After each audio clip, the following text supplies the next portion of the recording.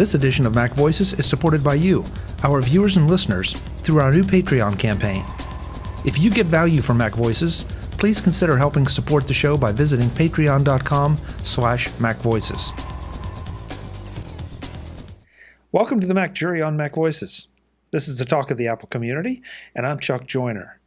Folks, I've been trying to get together a Mac Jury to talk about the iPhone X, but it seems like everybody's busy, or they want to do their own thing, or they're just not answering emails. But I did manage to get, well, I had 3, and then one had to drop out, so now I've got 2, but we rolled out the big guns, so I think you're going to be happy with this discussion. First up, Mr. Michael E. Cohen from Tidbits and Take Control. Michael, great to see you. Good to see you again, Chuck. Thanks so much for being here. Appreciate it. I would have sent an Animoji, but I just couldn't set it up. Oh, I'm so glad. I'm so glad. And absolutely, last but not least, his, well, sort of a partner of his, Mr. Josh Centers. Josh, welcome. Hello. Thanks for having me back on. It's always Actually not a partner, more my slave driver. He makes me write things. Oh, okay. Well, I feel a little bit weird with this Mac Jury, fellas, because I'm the only one clean-shaven. I feel like I need whiskers. We could wait for a couple of weeks. Okay, yeah. Well, that's part of the iPhone X test. You start to grow a beard and see if it still recognizes you. There you go. Okay, I hadn't thought about that. All Do right. it for science, Chuck. Do it for science. Do it for science, yeah. Yeah, the listenership will go, or viewership will go right down the tubes, but I'll do it for science. So obviously, one of the qualifications for this Mac Jury is that you had to have an iPhone X, and we obviously all do now. Did everybody get theirs on launch day? Yep. Yeah, I did. Oh, okay. I did. It was an interesting struggle. It came via UPS, and the UPS has this lovely little tracking feature which shows you on a map where the truck is. So I saw the truck arrive in my neighborhood at 10 a.m. and watched it go up and down every street in my neighborhood except by my place until 6:30 that evening. Wow. Oh, my goodness. It was a delayed gratification, but it did come. Yeah. Josh, how about you? Were you tracking your UPS driver? Nah, I have all my mail delivered to a private mailbox, and so I just got pinged when it showed up and went and picked it up, and didn't have to stalk anybody. Well, and I'd had a lot of other stuff going on that week, so really at that point, I was, I wasn't that worried about it, but I was happy to get the package. Yeah. Well, I had mine delivered to the office because there's no one home during the day, and I certainly didn't want this sitting on the stoop outside. So and I guess it got there about 3, something like that. So it wasn't bad. But I admit, you're watching that little thing. Okay, where is he? Where is it? What's going on? Why isn't it here yet? Because any other day the UPS guy would show up at 10 a.m. But not that day. So You don't want him to show up the moment you go into the restroom. No, that's true. That's true. I made sure that somebody was watching the door at every moment. Standing by the door with a cup. Yeah, exactly. Got a bucket by the door. You're good to go. I ain't missing nothing. Okay, this is going downhill fast, guys. So, let's talk about it. I guess, it's. I hate to say, are you happy with it? Are you enjoying it? Because that kind of seems obvious. But what have been some of the standout features? And Michael, I'll let you fire off first. The standout features are, well, among other things, it works great. I mean, it does everything that I thought it would do, and then some. The camera, I think the thing for me is the camera is just really incredible. I'm coming from a 6 Plus, which had a pretty fine camera, but didn't do all the things that a 7 or an 8 did. So I've got all those improvements rolled into one and then some. And it takes astonishingly good pictures. Okay. Josh, how about you? What's been your high point? Oh, absolutely Face ID. I have just been blown away by how well it works. I expected it to be prety good. Well, okay, so backing up, when I first heard the rumors that Apple was going to do facial recognition, I thought it was the dumbest thing I ever heard, because I said, "Oh, well, how are you going to do it in the dark?" And then all that came out about the infrared flood light and all that. And so I'm like, okay, well, this will probably actually work pretty good. It seems like they got this figured out. But it's actually worked a lot better than even I expected. I figured it would work pretty well, but I mean, it works so well you almost don't think it. You almost think it doesn't work at all. Yeah.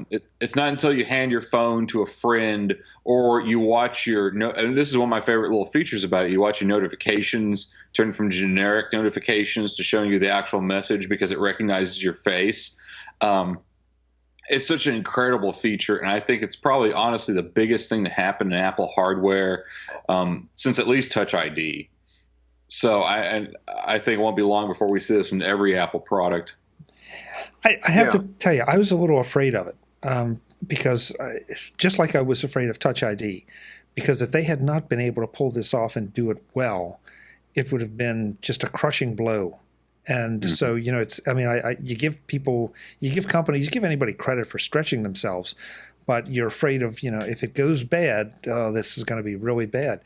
And I have to say, from the first scan, I was just blown away at how easy it is. In fact, I had this in a briefing that I did earlier this week. I have trouble having it not recognize me. Yeah, exactly. Well, I think the reason I didn't say that was my number one feature is because it's so transparent. You don't notice it. It works that well. You just pick up your phone and use it. That's the user experience. You're not thinking about, I need to unlock it, I need to press this button or do this or do that. You just pick up the phone and it starts working. So, that's pretty amazing. Yeah. So how would you all feel if we had the option of having it unlock and go right to your home screen? Because as it is, it unlocks, but you still have to tap. I don't mind that. I kind of like having it that way, have it be on the notification screen when it unlocks, because usually that's the first thing you're looking at anyway, because you've noticed, oh, there are notifications. Wonder what they are. Oh, that's what they are. So yeah, if you're not the sort of person who gets notifications because nobody loves you, then going straight to the home screen would be great. What's a notification? Sorry. I just turn all those off. All those people in Facebook who are telling you something or other that you don't really want to know about. I got it. Josh, how about you? Do you find it acceptable the way it is? Yeah, I mean, I have some more thoughts about the whole swipe thing we can get to later, but I mean, it's obvious Apple has been thinking about this for a while, because I remember back when, of course, I do the iOS book every year for Take Control, and so I have a lot of time to think about these things. And when iOS 10 made it so you had to do this weird little dance with Touch ID, like first you had to scan your finger and then press the button to unlock it, I realized that they're up to something. This is some sort of sign about what a future iPhone is going to do. I just didn't realize, though. I figured we'd seen it with the iPhone 7. I didn't quite realize. So now in retrospect, it's obvious that was intended. They were thinking of the iPhone 10 and Face ID when they started doing that. But I'm with Michael. I do like to pull, even with the Apple Watch, I like to pull out my phone and look at notifications. And maybe I'm just weird, but one of my biggest uses for my iPhone is as a flashlight. And so, I want to pull it out, and, it's got the button. It's got a dedicated button on there now, which is nice once I figured out the Force Touch thing. I mean, I guess in theory, if you went to the home screen, you could pull up Control Center. But one of my annoyances about the 10, we can get into this later, but I don't particularly care for how you pull up the Control Center on it. So, I like it how it is in terms of the unlock. Okay. And let's go to swipe now, because I think that's one of the big things. Swipe meaning no, we don't have a home button anymore, which I admit I was, a little trepidatious about it. It's like, okay, and even now there's a little bit of muscle memory going on, but I've been shocked at how quickly I've been trained to not need that anymore. In fact, I've been overtrained to the extent that I pick up my iPad and I start swiping up to leave the app, and instead I'm bringing up, the dock or the Control Center, because the iPad doesn't work that way. And that was within 24 hours of using the iPhone 10. I'd been completely trained to swipe up to leave applications. Yeah, Michael, I had the same experience, and that was only after a couple days, not 24 hours. But and yet I'm also one of those that I've never reached over and accidentally touched my MacBook screen because I thought it was an iPad.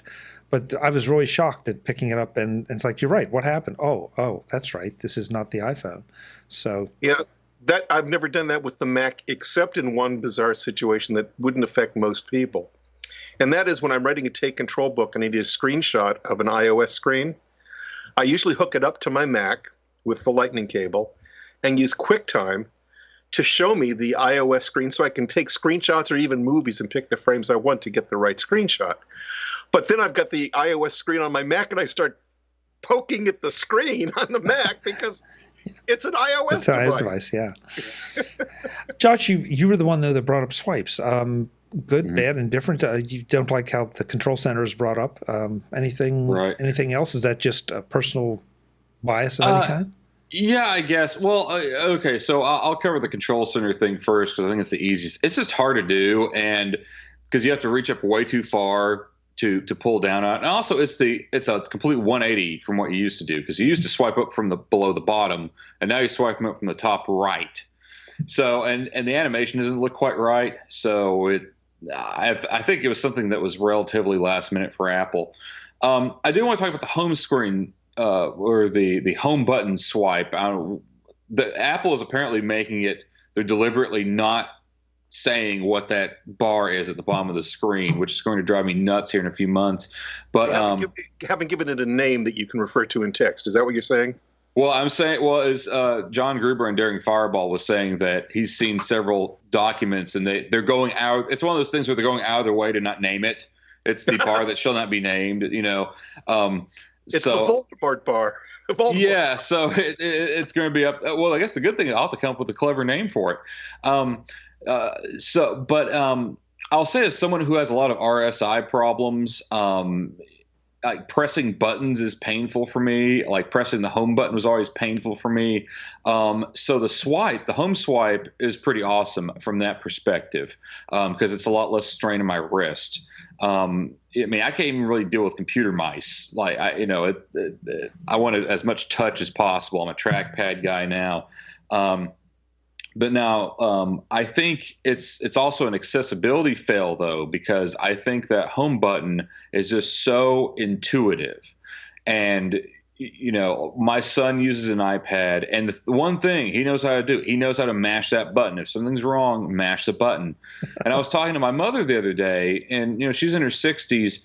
And she doesn't have any smartphone. Her phone dates back to the George W. Bush administration. So I keep telling her, you need to get an iPhone. And I was telling her about the iPhone 8, and then I was talking about the iPhone 10 I got. And I was trying to explain the difference, all the gestures and stuff with the iPhone 10. And I could just tell I lost her, like, almost immediately. Like, swipe up from bottom, I think she can understand, hit the button. If you want to go back, hit the button. It's just such an intuitive, instinctual thing for human beings. Mash the button, but swipe up from swipe this small bar, or swipe it from the bottom of the screen. I just don't think it's as instinctual. It's the sort of thing you have to actually have seen once. You can't describe it. You have to hold it in your hand, and you do it 2 or 3 times, and suddenly it clicks in. But yeah, it's a hard thing to explain to somebody how to do it. But once you see it, I mean, that was the one thing. There were plenty of videos all over everywhere, or just graphic images showing you what to do, and it's like, okay, and you do it once, and like, I get it, no problem. Well, we're also techies who spend $1,400 on a phone. I think. Of course, we're going to get it. But even then, I thought it was interesting. In Tidbits, I did a roundup of iPhone 10 reviews. And it was interesting how a lot of, almost all the reviewers were like fumbling with the phone, for the first day, for even first week. Nicole Nugent, I'm probably saying that wrong, but with BuzzFeed, she was talking about how she set up the phone with the flashlight on because she couldn't figure out how to turn the flashlight off. Now, think about it. She's a young, intelligent writer, who does this stuff for a living. She set up her phone with the flashlight on. What hope do your parents or your small children have with this thing? So I think they're, for now it's fine to be the nerd phone, but I think once they start trying to get this mass market, they're going to have to think about how they're going to make it more accessible to more people. One thing Apple did when they shipped it, it comes with a little insert, and it's a simple one-page thing to show you where the buttons are and like that. And although I think that's pretty nifty that they have that at all, it's not enough. They expect you to get the tips from their website or the tips that will show up on your phone after you've had it for a couple of days and probably figured most of them out already. But they really need to have a little bit more in the way of user support right from the get-go. And as gorgeous as that one sheet of paper is, it's beautifully printed, on lovely clay stock paper, very nice feel to it. It ain't enough. Yeah, but okay. So don't I remember correctly, and of course I didn't do it, but because like you said, we're geeks. But didn't I remember seeing an email come from Apple that was offering like a one-on-one session online? Yes.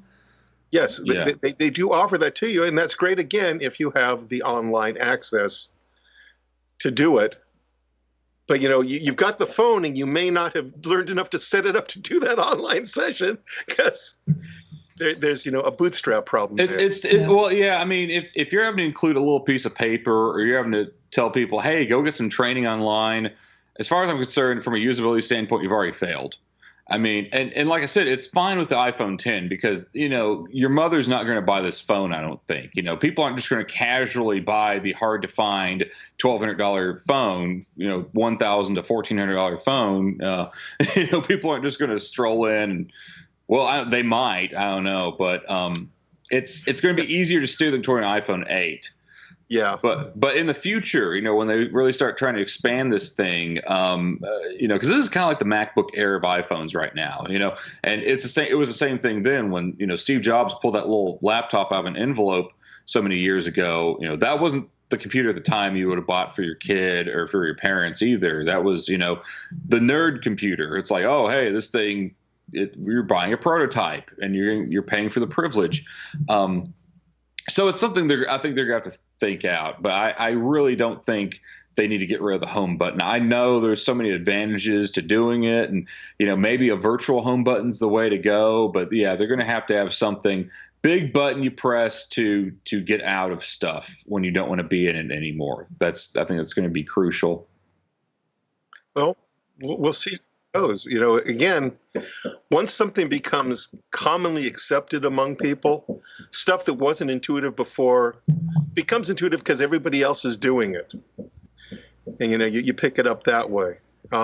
Michael, if all your friends are jumping off a bridge, would you jump too? Well, it depends, what's under the bridge. Yeah. Well, you're in Los Angeles, so, who knows? What's under, well, in my case, it would be off the Santa Monica Pier, and you don't really want to go into Santa Monica Bay after a rainstorm. That's all. No. I don't know. I hear what you're saying, Josh, but I also recognize that, you can't continue to hold on to the past. We've had that discussion a million times about Macs and interfaces and everything. This is something very new. And they've first of all, it's gotten rid of a mechanical part that was was a it problem. Mechanical in the 7? Well, no, that's true. Well, it's electromechanical. I mean, it's got sensors and like that, and it does haptic feedback. So it's in the twilight zone there. Yeah, but I mean, here, I've just today, someone at my office came over and said, well, it's so much smaller. I thought you liked the big phones. And it's like, well, yeah, but if we put them down side by side, and I said, so the physical phone is smaller, but the screen is bigger. And once I brought up the health app to show, the full white screen, because with the black, you really couldn't always tell. And then she got it. And it's like, okay, so this, this is, I mean, how else are you going to do it? We've been fighting the big phone battle for a while now, and people have been complaining about, I don't want that big a phone. Well, now I've got a bigger phone than I had before in a smaller body, which almost seems impossible.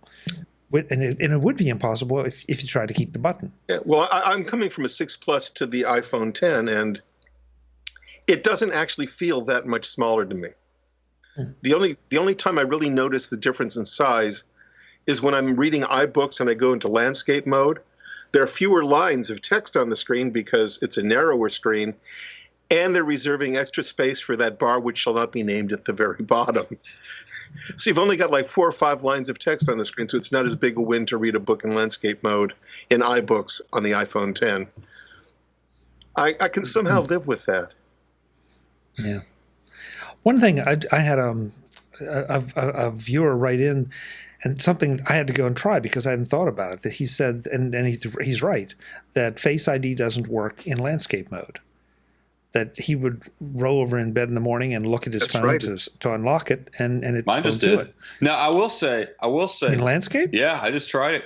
Now I'll say this though, I also have a hard time unlocking my phone in the morning because with my glasses off, I guess it thinks I'm a grizzly bear. But now Adam Iggs told me he said try it. Oh, he's saying it needs to be at least 6 inches from your face. I think part of the problem was I was trying to get it too close to my face, right? Because this is how I see in the morning. Because I'm Fred Sanford, But if you I put the phone further away from my face, it tends to unlock eventually, even when my glasses are off.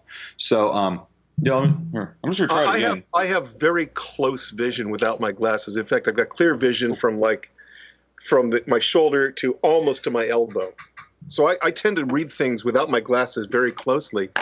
And yet I do keep it far enough to be unlocked.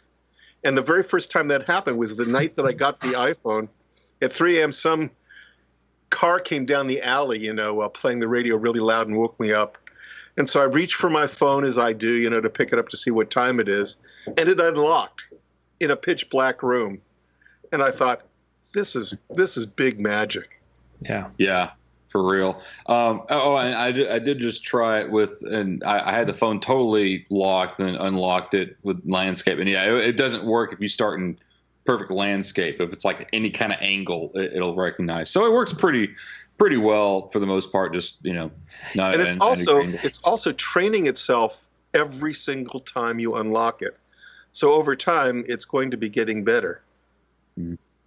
That's an interesting point. So eventually, maybe it will recognize it's in landscape mode, but so your orientation may theoretically not matter. I mean, if you're hanging upside down from the ceiling, you look at it upside down, I don't know how it's going to react, but who knows how well it will train itself over time if you keep doing that.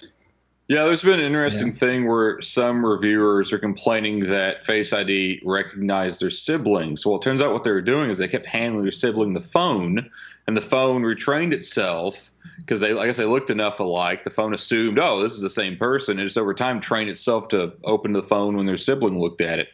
Well, what would happen is they'd hand it to their sibling, the phone would be locked, and they would unlock it with the code a few times, and then it would begin to recognize them. Right. As it trained itself. And so that really wasn't a true test. And that was also like, don't do that. Yeah. This is your phone. Play stupid games, win stupid prizes. And after you give it to your sibling to unlock it, then have them go outside and drop it on a concrete slab. Oh, there you go. Yeah. Yeah. Just to see if it breaks. I know that's been, I guess it just feels like this is constantly being done with Apple, and maybe it's being done with others. I'm not aware of it as much, but they're just trying to disprove things. Everybody's trying to find something that they don't like or that doesn't work the way Apple said it would, so that you were lying to us. No, they're not lying to you. You're holding it wrong. Well, I think it's good skeptical journalism for the most part. There are some people who are just out to pee in the proverbial Cheerios. But, for instance, like some of the earlier Samsung face recognition systems, you just hold a picture from a Sears catalog up to them, like, oh, yeah, that's you. So I totally get people trying to test this stuff. And Apple has already straight up said, if you have an identical twin, Face ID will get confused because you look identical, obviously. So, I mean, it was a fair thing to test. It's one of those things, lack of sufficient technical knowledge. If they had understood, that, oh yeah, this is a learning computer, which Apple explained 10 million times. So if they'd actually read the documentation and knew what the heck they were talking about, they would have thought about it. But no, they were in a rush to have a clickbaity headline and get clicks. So anyway, that's how we get a lot of the dumb things we do in this business.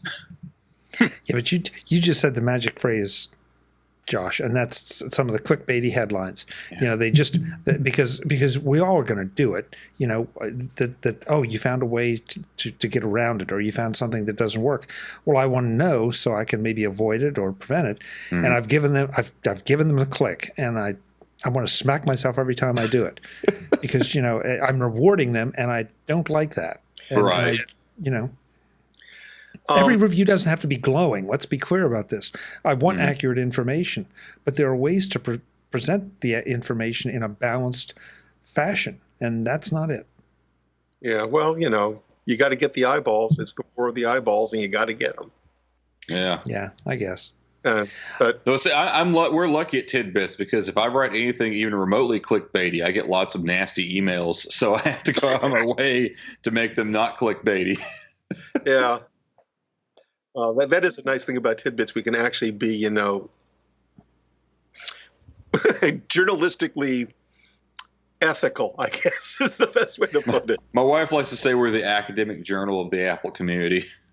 Good for us. Yeah, that's one of the reasons I respect Tidbits so much, and I'm not blowing sunshine up your skirts or Adam Angst or Tanya Angst skirts. It just that's the good thing about Tidbits is it does not appeal to that sensationalist thing, and I really like that.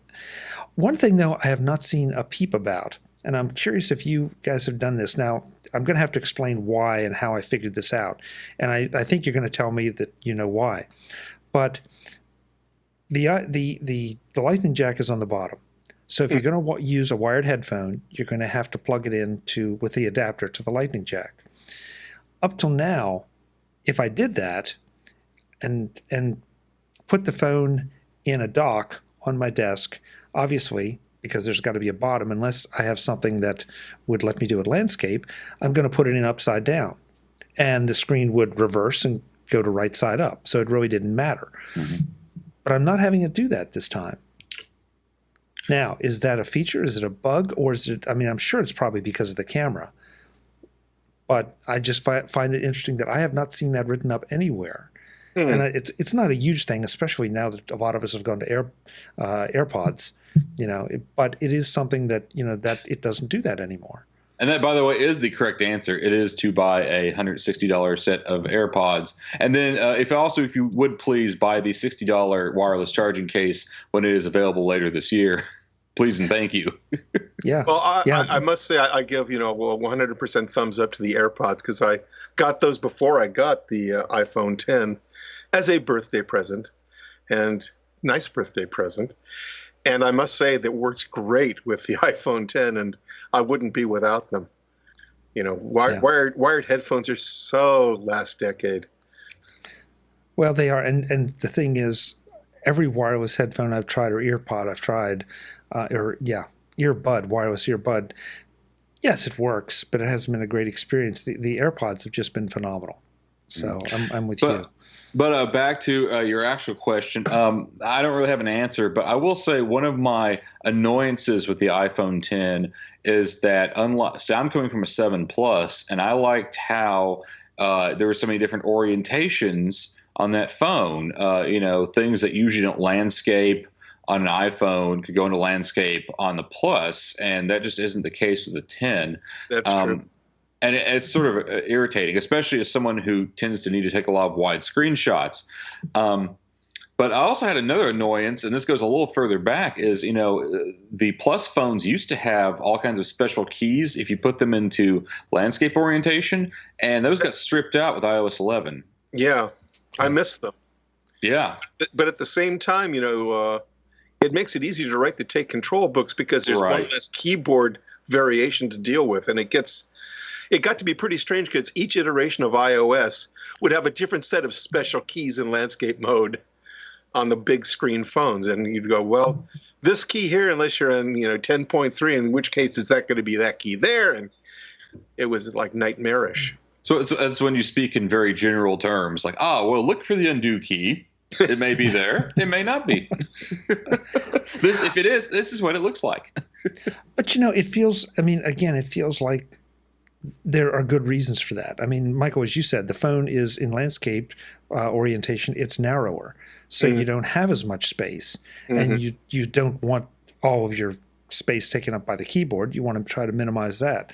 So things are missing. Things have been rejiggered, but I don't think it's a huge deal. At least it isn't for me.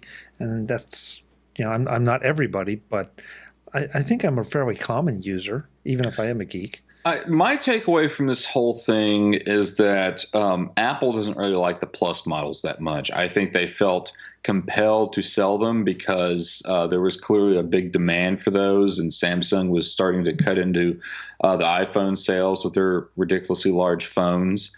And I don't think Apple particularly care. They tried the landscape thing. They don't like it. I mean, if they liked it, they would have put it on the 10, right? But they clearly don't like it. And I think the 10 is as much about anything else. It's about selling their vision of what the iPhone should look like in a couple of years, right? Because we went from 8 to 10. So this is the iPhone from 2 years from now. This is the 2019 iPhone. So I think that's kind of where it is. If there's enough demand, there's enough complaining about it, they'll probably go back to that. Just like with the home button, if there's enough people who cannot figure out the swipe stuff, there will probably be a home button in future iPhones. But this is, Apple's like, look, this is what we'd really like to sell people in 2019. Geeks, take a look at this. Let us know what you think. See if this works for you. In addition, I think that over time, the Face ID technology, which is very expensive to prototype and develop initially, and to cram into a phone initially, is just going to get better and cheaper over time. So it'll be migrating to all sorts of other things, including iPads, very likely MacBooks as well. Where you'd be able to identify yourself to your Mac, even an iMac, through a camera setup, because it will have that very nice Face ID component built into it.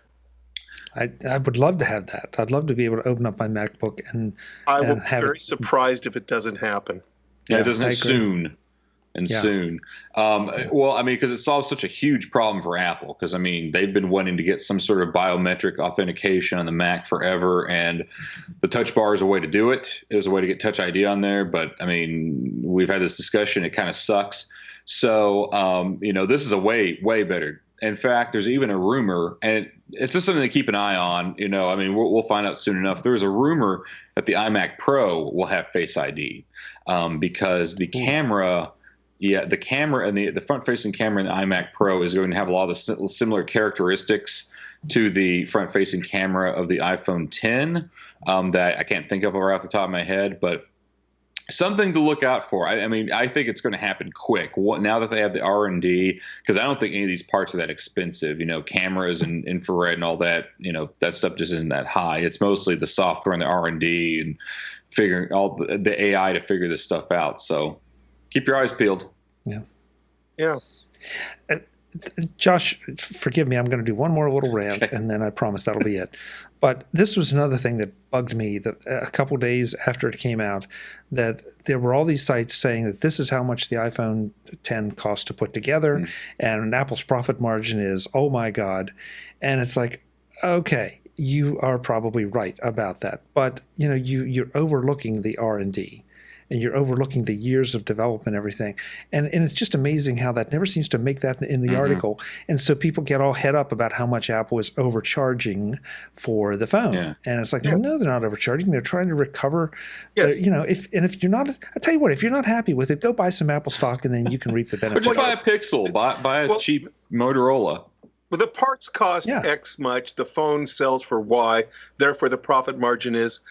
But they don't talk about what it costs to ramp up a factory to put that stuff together, to acquire this, to develop the stuff. There's just so much that goes on that Apple's constantly pouring money back into. So the real profit margin is a lot smaller than just the difference between the cost of the parts and the cost of the final device. There's but it's a lot still more healthy. It's healthy, of course. And let's be honest here, Apple's making a fortune on these things. But these analyses are always like, well, Apple's trying to sell you a $300 phone for $1,200. Like it don't work like that way. Yeah, it's probably more like they're trying to sell you a $600 phone for $1,200, and they're still making a fortune from it. But let's acknowledge the development costs here and the ramp up costs. Right. Yeah. And we're back to the clickbait discussion, because of course you're going to click through and see that and start to ask questions. And if they would acknowledge that we don't know what the R&D is, and Michael, your point is great, what the ramp up costs for the factories are or anything like that, but they just blow that off, and that just makes me crazy. I just feel like this is what's wrong with tech journalism right now. The lack of information, scratch that, not the lack, but the selective information. Yeah. And that bothers me a lot. We almost have another show here. Well, designing complex systems is complex. Yeah, and expensive. You'd say, it'd be just so simple if they would just add this or add that. And you might think so, but look into it a little bit deeper and maybe not. Yeah, I mean, this Face ID thing, there's a lot. I mean, I've been on other shows recently and said all sorts of negative things about Apple. But look, this Face ID thing is no joke. I mean, they put a lot of hardware and software and R&D and man hours into this thing. Yeah, but bought two companies. Right. I mean, and they took basically the Microsoft Kinect, something that was about this big, and they shrank it down to something about, literally a notch in your phone. So, I mean, that's an incredible technological achievement, and no one else in the market is even close. Yes, Samsung beat them to facial recognition, but it was a joke. Face ID is the real deal, and we're starting to see other uses for it too, and in other apps. And this thing's huge. Apple has leapfrogged the entire industry yet again. Yeah. Well, something else that I've discovered that I can. Okay, so my phone is sitting on a dock, or it's in my hand, or whatever. All right, you know what? In a lot of cases, I don't need to touch the darn thing. I look at it. It's unlocked. I can, and I'm not going to do it, but I'm going to say, hey, you, open Apple Music. Guess what? Apple Music pops open. Mm-hmm. Or my podcast player, or an alarm clock, or any app. I can say launch pretty much any app, and it comes up. I literally never have to touch the phone. It recognizes my face. It obeys my voice.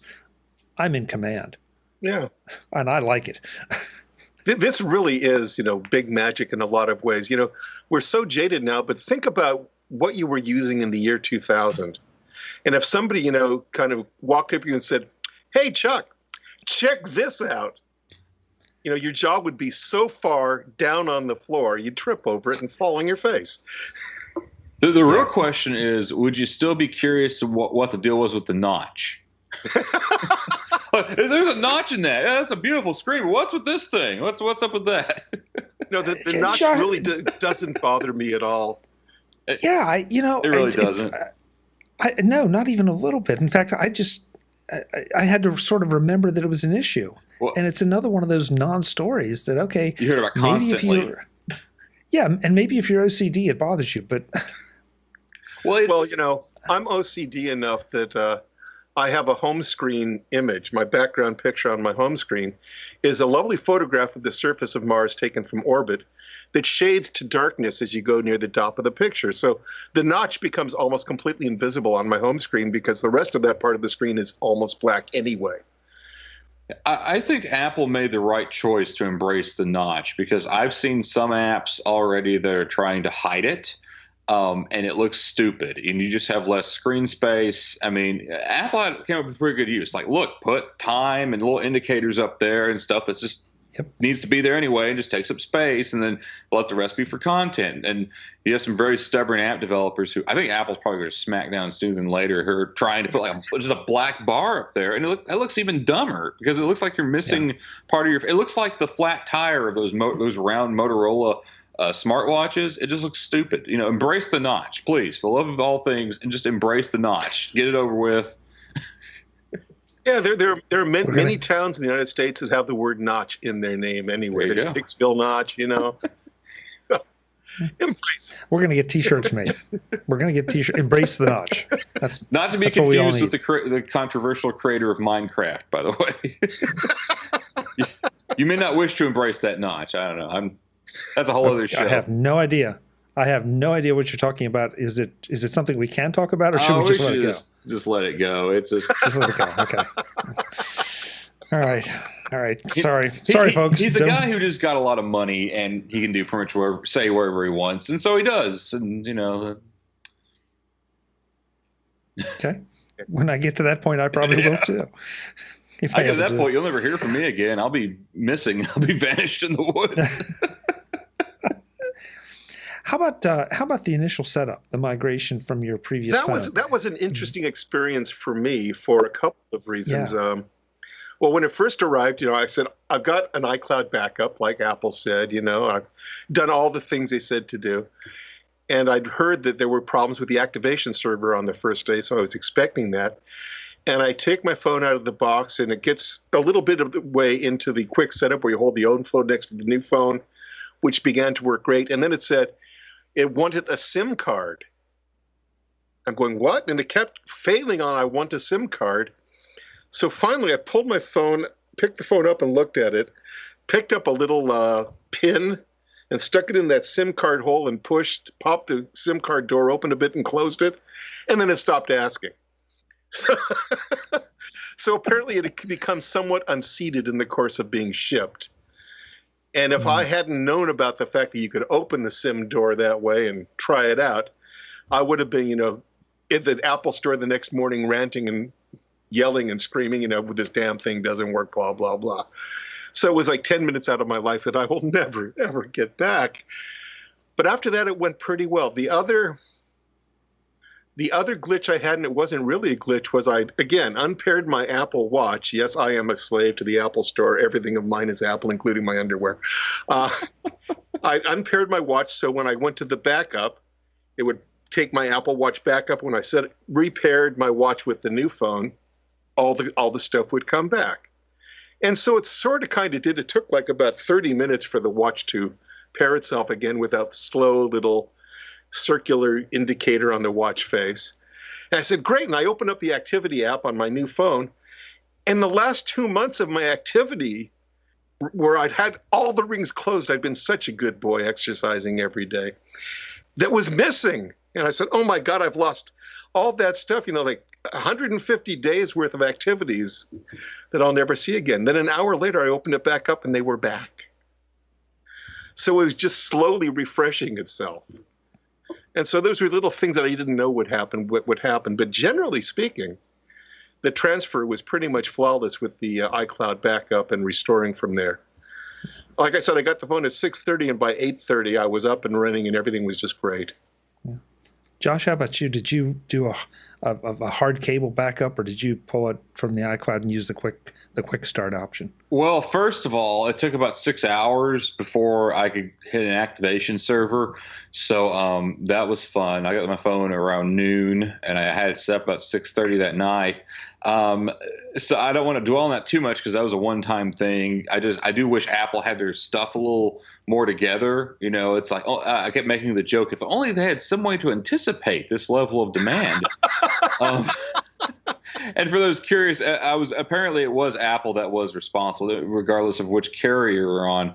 So I do kind of fault them for that, but I'm not going to, it was hopefully a one-time deal. So, but once I got that ball rolling, the process was pretty smooth. I do greatly appreciate the well, not 100%, but mostly automatic setup, because the Apple TVs had that forever. So it's finally time that the iPhone did as well. And this actually wasn't the first time I've done that kind of setup, because of course, writing my iOS 11 book, which I'll shamelessly promote yet again, casually. I did it 2 or 3 times in an older iPhone, just, so I could test it and take screenshots and whatnot. So that's a pretty good, slick experience. And it does save a lot of trouble. And so I just did an iCloud backup because I hate iTunes. I hate iTunes backups. I think I've had more fail than succeed. I am that one weird guy, I know. But so that all went pretty smoothly. Of course, it took a while to restore everything through the cloud. But I was at my in-laws, and they have a 300 megabit fiber connection for some reason. So I was able to restore that pretty quickly, even though it pretty much made sure my battery was nearly dead the entire night. And then the watch, like as usual, the Apple Watch is a huge mess. I had to manually unpair it from the old phone and manually repair it to I had to go wipe the watch and then unpair it and then repair it and restore it, and that took entirely too long for a stinking watch. But that again is yet a whole other show. We have at least 6 different shows we've touched on here that we could be doing. Maybe I should just start my own show. I should start my own podcast. Well, yeah, it sounds like you had a lot of more trouble, because I went with the quick start option. I'd seen something online, and someone, and I'd love to give credit to it, and I'm sorry I can't, said put your watch down with your phones during the process. And I think at one point it said, do you want to use this watch with your iPhone 10? And I said yes, and that was it. And there was no pairing, unpairing, none of that. It was all seamless. Yeah, and I did not lose any data. Nothing. I just had to wait for things to download, the apps download from iCloud. But other than that, right. That's how it's supposed to work. I was wearing my Apple Watch. Maybe that's a problem. Maybe I should have taken it off. I don't know, but I never got that prompt. Now, I didn't lose anything from my Apple Watch, and thankfully health data syncs in the cloud now, so that's something, I used to lose that every year, because I usually start my phones fresh for a variety of reasons. So it wasn't the worst iPhone setup experience I've had, and usually it's a lot worse, especially if I do a migration, because I usually have to add all these iTunes passwords, Wi-Fi passwords, et cetera, et cetera. So, other than the activation snafu, pretty good experience. Yeah, generally this is as painless an experience as I've had, other than that little glitch with the SIM card, which I really can't blame on anyone, but the fact that stuff sometimes comes loose in the physical real world. That if it's all software, it wouldn't have shaken loose. Right. Well, one experience I'm curious about still, because I'm still in the process, this is actually my second year with the iPhone upgrade program. So I got in on it just as you could have a phone mail ordered to you. And now it's just at the point where they will let you mail order it back, so I don't have to drive 2 hours to an Apple store at any point. I just got my return box today for my iPhone 7 Plus. So we're going to see how that's going to go. I don't anticipate any problems, though, because my understanding is Apple recycles. That is to say, they strip most of the phones they receive, apparently. So if you have some scratches or whatever, it apparently isn't a big deal. But we'll find out, and I will let everyone on know on tidbits.com how that experience goes. Instead of being on the upgrade program, I actually paid cold hard semi-cash because it will be on my credit card bill, so hasn't quite hit me yet. But my 6 Plus, which is now the world's most lovely iPod Touch, is going to be recycled by being given to a relative of mine who has an iPhone 5. So the 6 Plus will be a big step up for her. And I was just looking into what will it take, to get her number transferred from that phone to this phone. Turns out, because she's on the same plan as I'm on, and the fact that the 5 and the 6 use the nano SIM cards, she won't have to go anywhere. She just needs to transfer the SIM card to the new phone, and she should be pretty much good to go. We'll see how that goes. I think it'll go swimmingly, though.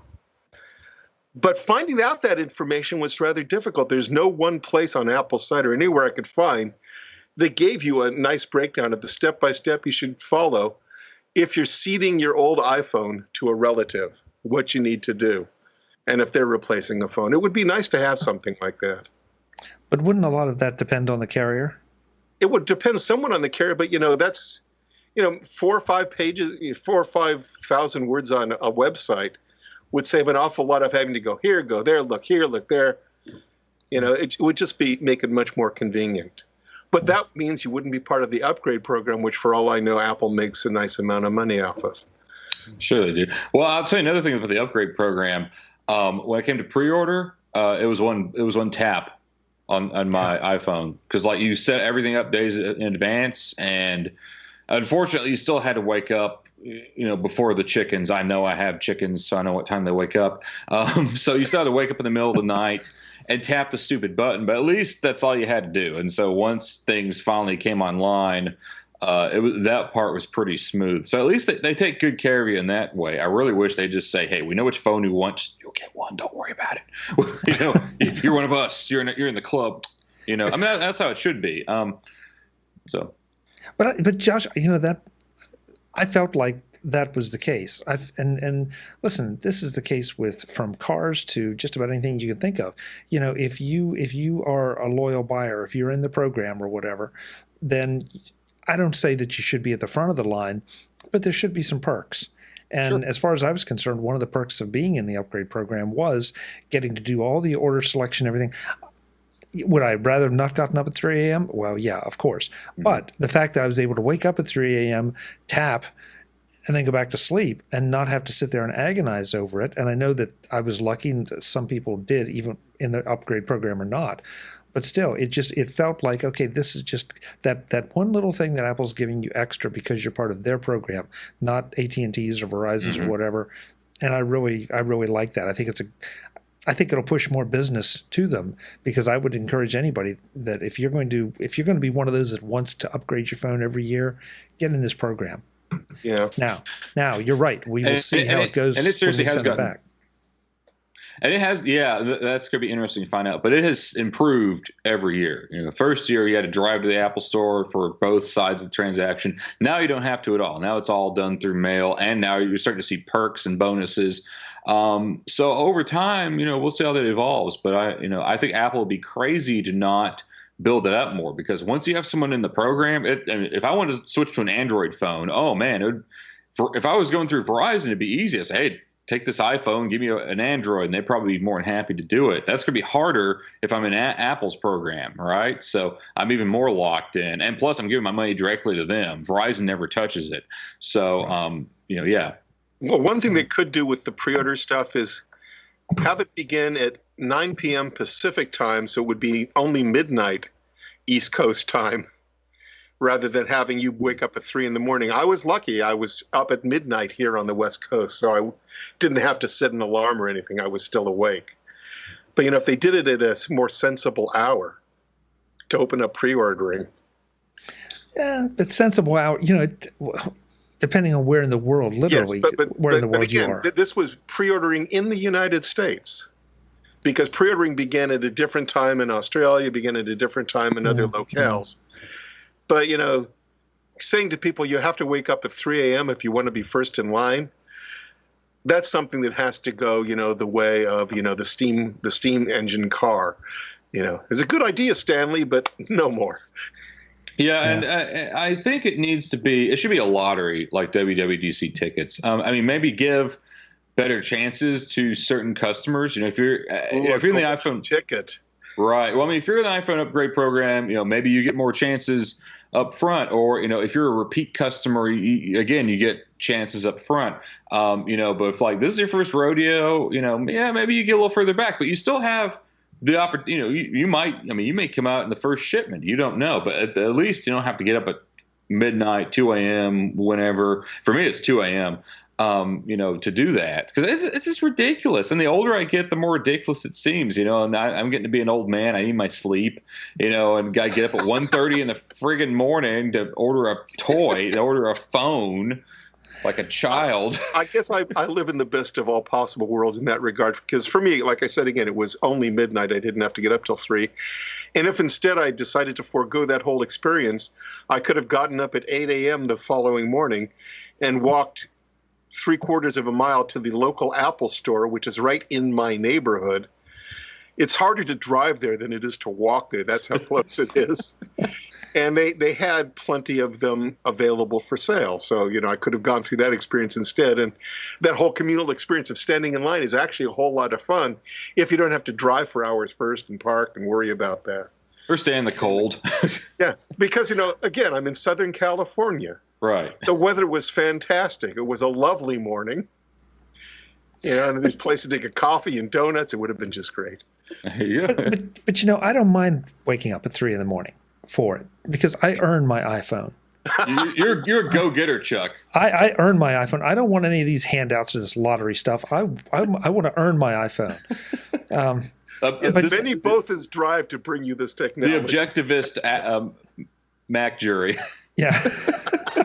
I have achieved my iPhone. Yes, exactly. But Michael, you bring up another thing that we should just touch on briefly. There was all the fear, uncertainty, and doubt about Apple can't produce enough of these things. There's not going to be any. You're going to be waiting until March to get your phone, and all of a sudden, some of the delivery dates slipped, but there were also phones to be had for walk-in customers. I felt like that, and yet again, that got so little play after the fact. Yeah. And again, Apple can do no right no matter what they try to do, because you'll pick anything that they've done, that you can quibble with, and then you've got a headline story. Yeah. Good point. Because it's Apple. And getting back to the phone itself, I'm just curious about the rest of you. What do you think about the battery life on these things? What's been your experience? It's been great so far. It seems about the same as the 7 Plus. Yes, I never just wanted to know.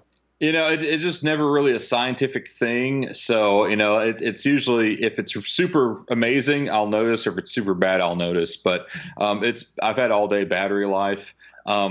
It's also hard to compare to a year-old phone because the battery chemistry just wears out over time. So I'll say I've been good with it. I'm pretty happy with it too. I just wanted to know if my experience was unique or not.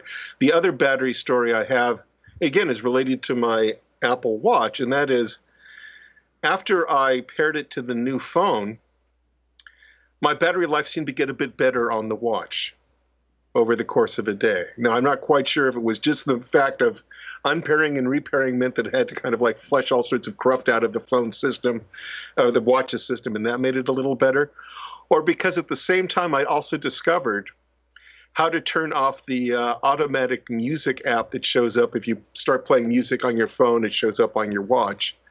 I finally found the switch in the watch application to turn that off, so it no longer does that.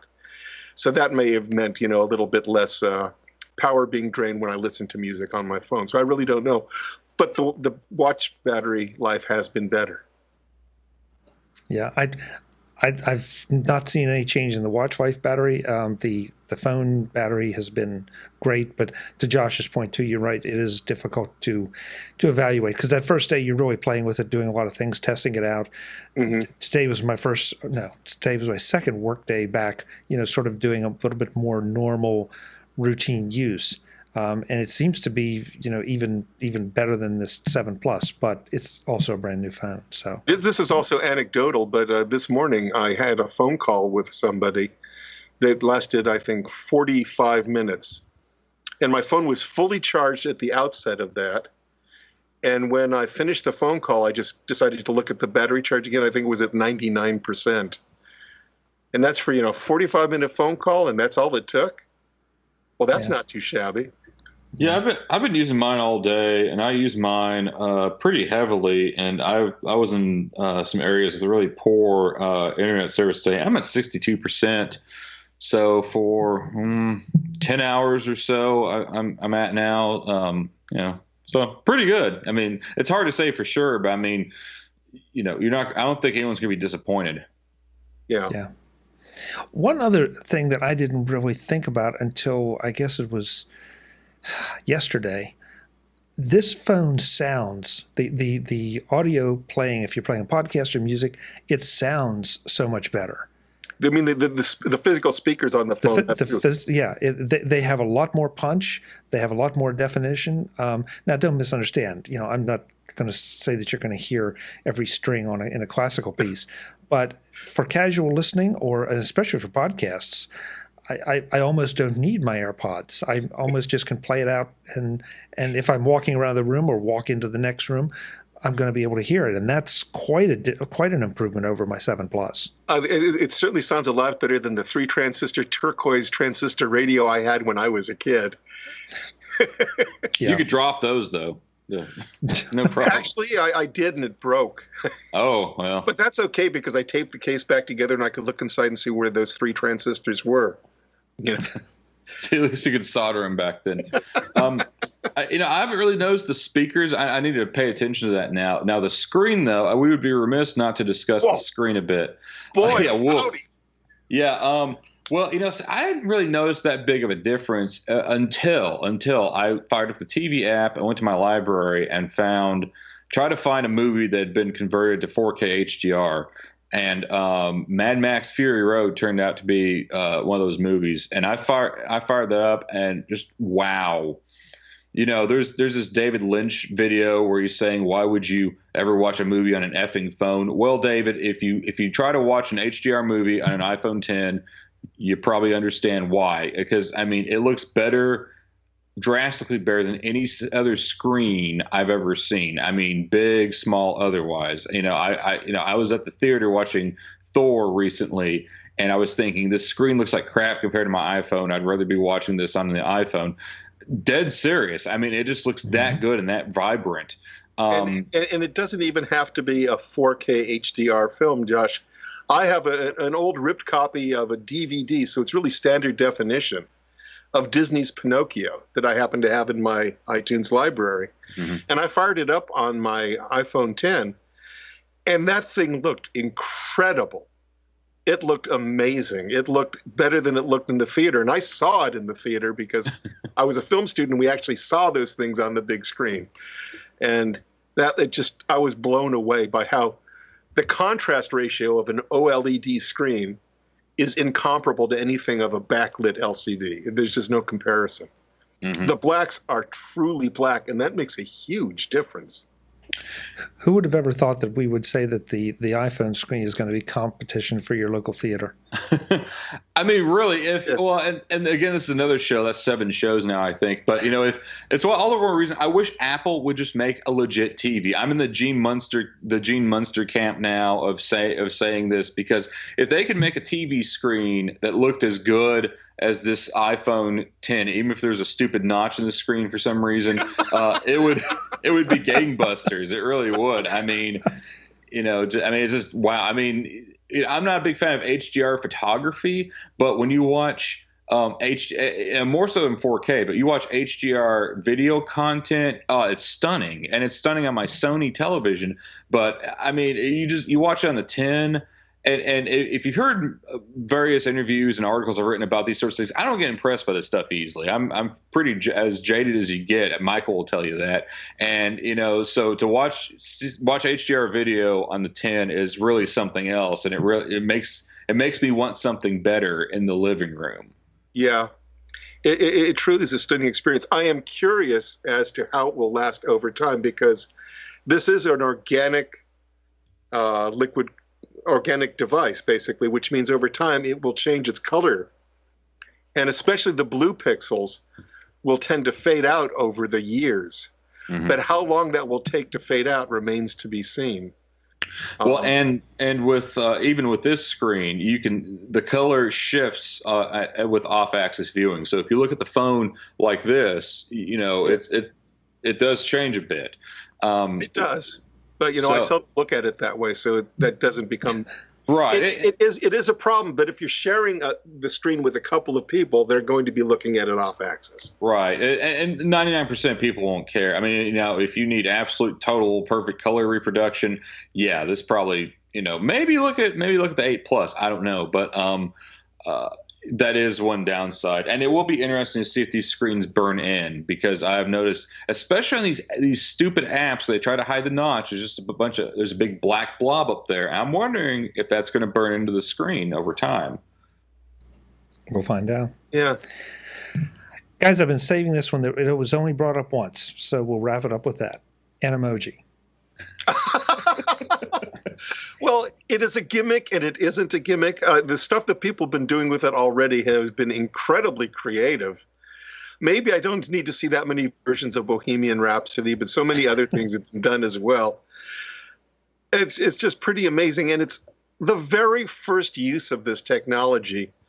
We're like less than a week into the iPhone 10 era. And we're seeing all sorts of creative stuff being done. Who knows what will happen when app developers start doing the same thing with the facial mapping that they can do, what sort of apps they'll come up with. Yeah, it's really exciting. And it's also goofy. Animojis are absolutely goofy, but, I'm glad that we have them. When I first saw Animoji, I pretty much thought, well, this is the death of Apple. Because once they showed a talking turd on stage, like, here, you can buy this $1,000 phone and turn yourself into a talking turd. And I'm like, yeah, Steve Jobs I can do that for free. Is spinning in his grave. He's about to jump back on stage at any time. But after seeing what people are doing with it and realizing the actual potential of accessible, affordable facial recognition technology, this is the kind of stuff that costs millions and millions in Hollywood movies, right? You have to wear a special suit and all that. So talking turd aside, it is a pretty amazing technology, and it's a good example of just what this sort of thing can do. And I think if nothing else, it helps gets developers' gears going. Although I do think Chrissy Teigen, the model who actually helped launch the Apple Watch, if y'all remember, she was very down on Animoji. She tweeted just a day or two ago, as we're talking about this, she said, "I don't like this. Things are terrible right now. This is like something out of Black Mirror." And she kind of has a point. A lot of people feel like the world is falling apart, and then threat of nuclear war from North Korea, and then next tweet it's some guy singing Bohemian Rhapsody as a cat. So I can see how the contrast would be frightening. And there's a lot of stuff about this Face ID thing that scare me. I'm not scared of Apple's use of it, but imagine once Facebook has their hands on little tiny facial recognition cameras, they want to, Amazon, and they want to put them everywhere in your house and everywhere on the street. I don't think that's going to be a good thing. But for now, in the here and now, all other concerns aside, Animoji is a lot more cooler and more interesting than I thought. And I don't think the ghost of Steve Jobs is crying quite as much as I would have originally imagined when I first saw it. I'm just anxious to see kind of what's next with it. And Michael said it, we're less than a week in. But at some point, okay, this is going to be another one of those fads that, you send an Animoji to everybody, that doesn't have an iPhone, and an iPhone 10, and a little bit of gloat, a little bit of fun. But at some point, okay, now where's the practical application? I'm not quite smart enough to know what the practical application is going to be. There's a lot of different ones I can think of, including things like there are some people in the world who have trouble showing emotional affect on their faces for whatever physiological or psychological reasons, and have to be trained. Here's a technology you could very quickly put together an app to show people how to express emotion facially. Might be used in teaching acting classes, among other things. Wow. Those are just a couple things, that you might want to think about that you wouldn't have thought about before until you saw that this technology is good enough to do that. I'm going to make a really bold prediction right now, but I don't think it's that bold. Within a year, there's going to be an iPhone app, if Apple allows it. That's a big asterisk I have to put on this, where I could hand the iPhone to Michael, and Face ID would scan his face and store it, and then I could pick it up, and it will let me talk with his face. It's going to be like they'll sell us something cute, like what's the Game of Thrones thing, the face swappers or whatever. Yes.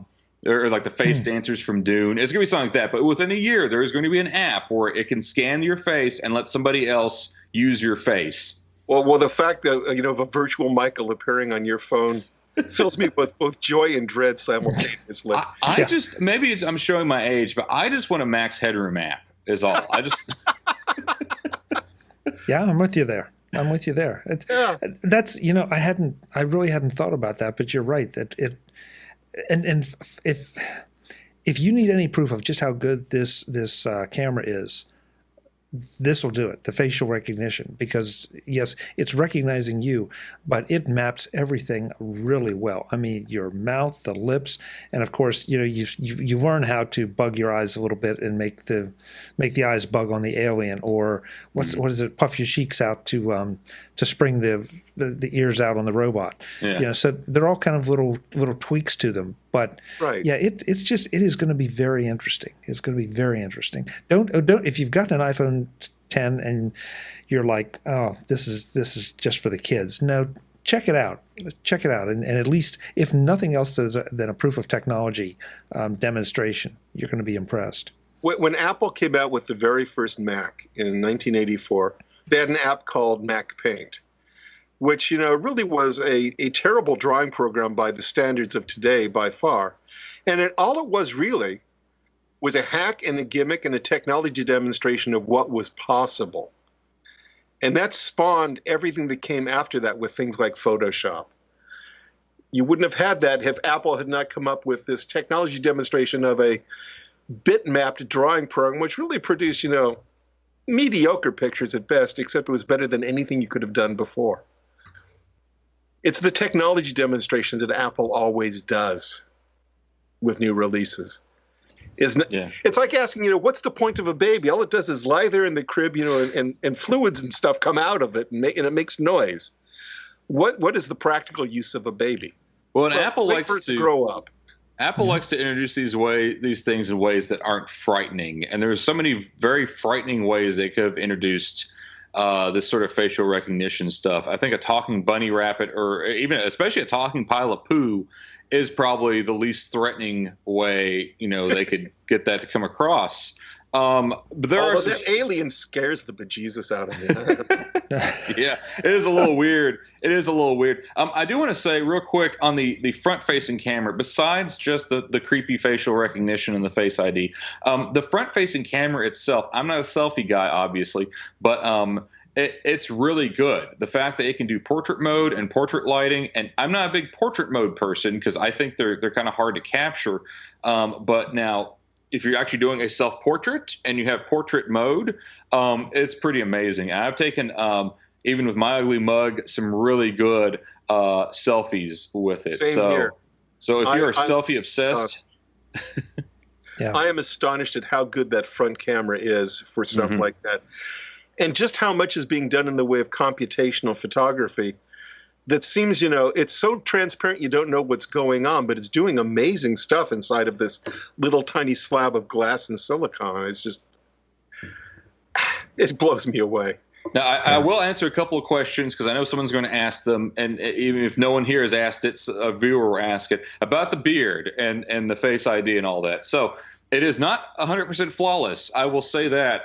When I'm doing the Animoji, the killer character looks like it's having a seizure or something because it kind of shakes a little bit.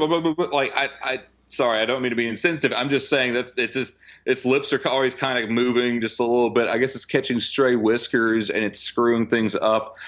So that is not 100% flawless. Although I realize I have a big ridiculous beard, so you can't account for everything. Also, so the other thing called portrait lighting, right? So you can adjust the sort of lighting you have in portrait mode. And one of those portrait styles is stage lighting, where the idea is the background is black and you have a spotlight on you. That's the way it tries to make you look. Well, most of my pictures turn out okay. That's kind of a lie. Actually, very few of them turn out okay. I reject most of them. But I've taken some very strange pictures where it's just like, I can't really get this perfectly, but it basically isolates my face and the edges of my beard. So it looks like I have a triangle or something jutting down from my face. It sometimes chops the side of the head off or something like that. Right. The stage lighting one's a little wonky. Keep in mind that the stage lighting effects in portrait mode are still in beta as far as Apple's concerned. They actually have said that. So true. And the nice thing is you can adjust them after the fact. And actually something really nice I found out, it seems like I can go back through some of my old photos and adjust the portrait lighting in some older photos too. So that's something that's available to you. So if you take a photo and it comes out looking weird because of the lighting effect, don't stress it. It's just like filters. You can go back and change them later. Yeah, and you can adjust the stage lighting not only in the Photos app on the phone, but if you're running High Sierra, in Photos, you can also adjust the stage lighting there after the fact when it's in your Photos library on your Mac. Ah, that's cool. I didn't know that. Well, now you do, and that's why you pay me the big bucks, Josh. That's right. That's why we keep you around. Guys, we're way over time, but this has been, I feel like we had a lot of things to say, and I feel like we didn't go down too many rabbit holes. There just is a lot to talk about with this phone, and I know a lot of people are excited and curious about it. And unfortunately, it's pretty darn expensive, but I feel like you do get what you pay for. You get a lot of innovation, a lot of a lot of first-time technologies, and first-time technologies that, to pretty much a high degree work. And that's I think was the biggest relief for me, is that I really haven't found anything that I feel like is a fail. There are a couple things I've got to get used to. There are a couple things, Josh, like you said, with the Animoji and the beard. That's, I don't have it, so I can't try it, but I'll take your word for it. But it just, everything works, and everything works pretty much as represented. Yeah, So, I can't wait to see for the Spinal Tap version when the iPhone goes to 11. yeah, That's coming next year. yeah. Well, we'll do this again next year. It's a date. I predict that we'll be on 2 tracks for a while until Apple figures out how to mainstream all this advanced stuff. In fact, and they may just keep doing this. I mean, maybe iPhone 9 or even the actual iPhone 10, I don't know how they're going to handle that. Maybe it's just an Arabic numeral instead of a Roman. But, once they start integrating this stuff and making it more user-friendly, maybe the Roman numeral stuff sticks around, and that's just always the geek phone. So, maybe it's no more everyone drinks the same Coke. Maybe some of us drink a different kind of Coke, but it helps keeps things from stagnating, because the iPhone had stagnated. I mean, if you look at the iPhone 6 and compare it to the iPhone 8, it hadn't changed that much, at least physically. I mean, speeds and feeds got better, but no one cares about that anymore. So Apple took a huge risk here to try to move things ahead, and it's paid off for them in spades. And I will give I've been very critical of Tim Cook, but I will give him 110% credit. He pulled off a very difficult, risky move here, and they had one of their biggest quarters ever. iPhone sales were through the roof when I thought, frankly, they were going to fall flat. And they've managed to supply beautifully, and a lot of people are getting their 8s are plentiful, and people are getting their 10s way faster than they thought they would. So, I mean, Tim Cook deserves a lot of criticism, but holy cow, has he pulled off a coup here? And it really shows you just how skillful of a supply chain guy he really is. Agreed. Guys, thank you so much for the time. I want to make sure that I let folks know where they can find you when you're not here serving on the Mac Jury. Michael, what's the best place or way for folks to contact you or to see what you do? Gosh, probably through Tidbits. There's if you go to Tidbits, my name is one of the contributors, and you click a link there and send me email. I'm also Lymond, Lymond at Twitter, so you could contact me that way.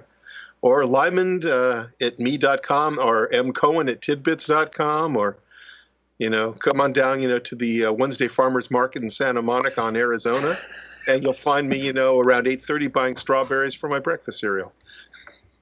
Oh, Thank you for sharing that last one. You are a bold man, Michael. I live in a bunker in the woods. You will not find it. But my writings are tidbits.com. Me and Michael hang out in all the same places except for the farmer's market there. Tidbits.com, takecontrolbooks.com, and if you're really brave, you can find me on Twitter at JCenters. Of course, that's I cover all sorts of topics, most of which you probably don't care about. So, like I said, that's only if where you're really old man Centers comes out to be curmudgeon. Yes. Well, see, that's where I rehearse all the stuff for this show. See, I just throw out stuff and I find out what works and what doesn't, and most of it doesn't, and then we just go on. It's like, it's like a comedian doing his HBO. This is my HBO special, right? Or I guess Netflix special now. And so I try all my crappy material on Twitter, and then it all fails there. And see, so I don't bomb here. That's how it works. I can't cover that. I don't know what to say. So thank you for being here. I appreciate Thanks for having us. Folks, I'm Chuck Joyner. This is the Mac Jury on MacVoices. We've had a great time. We have gone over time. I hope you stuck with us because I really think it was a lot of valuable information if you're a new iPhone 10 owner or if you're thinking about it. Please go check it out. And in case you haven't noticed, we now have a Patreon campaign going. So if you did get value out of the show, go to patreon.com/MacVoices and throw us a couple shekels, and we'll keep doing it. Until the next time, and as always, thanks for watching. Visit MacVoices.com for show notes and to connect with Chuck on social media. Get involved in our MacVoices Facebook group and get more out of your Apple tech with MacVoices Magazine, free on Flipboard. And if you find value in it all, consider supporting us at patreon.com/MacVoices. Advertising handled by Backbeat Media at backbeatmedia.com. Bandwidth provided by CashFly at cashfly.com.